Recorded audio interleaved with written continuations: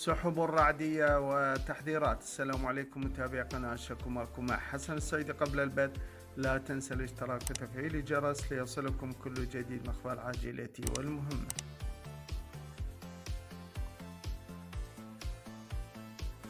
يوم ممطر، السحب الرعدية تغطي سماء العراق وتحذيرات في المنطقة الغربية. تشير التنبؤات الجوية اليوم الاثنين إلى استمرار تأثر البلاد بالمنخفض الجوي ما يشكل سحبا في عدة مناطق.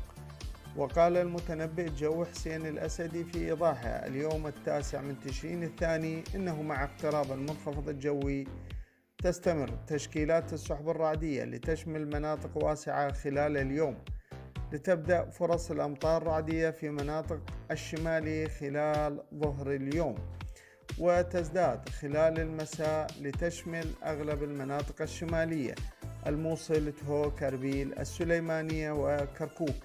وغزارة الأمطار واردة، لذلك وجب التنبيه.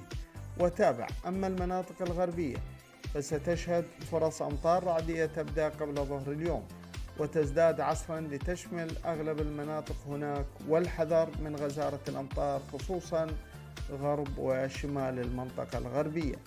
وأضاف: أما مناطق وسط البلاد فستشهد فرص أمطار رعدية تبدأ ظهر اليوم من بادية النجف وتتحرك تدريجيا من بعد ظهر اليوم وفترة المساء لتشمل معظم المناطق الوسطى والفرات الأوسط، العاصمة بغداد وبابل وصلاح الدين، ديالى، الكوت، النجف، كربلاء والديوانية، مصحوبة بالعواصف الرعدية وغزارة الأمطار واردة على بعض المناطق هناك، لذلك وجب التنبيه. وبين أن مناطق جنوب البلاد ستشهد فرص أمطار رعدية تبدأ ظهر اليوم على بادية المثنى وتتحرك تدريجيا مع ساعات العصر ومساء اليوم لتشمل ميسان وذي قار والمثنى، وربما البصرة هي الأقل حصة من هذه الأمطار، والتغييرات واردة. وفرص الأمطار المتوقعة متوسطة عموما، ولا يستبعد من غزارة في الأمطار على بعض المناطق الجنوبية.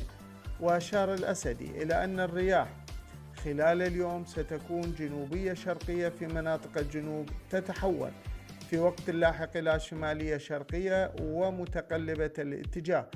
أما في باقي المناطق متوقع رياح شمالية شرقية خفيفة لا معتدلة السرعة، مبينا أنه لا تزال التوقعات تشير إلى انخفاض في الحرارة نهاية الأسبوع الحالي تشمل جميع مناطق البلاد، والله سبحانه وتعالى أعلم.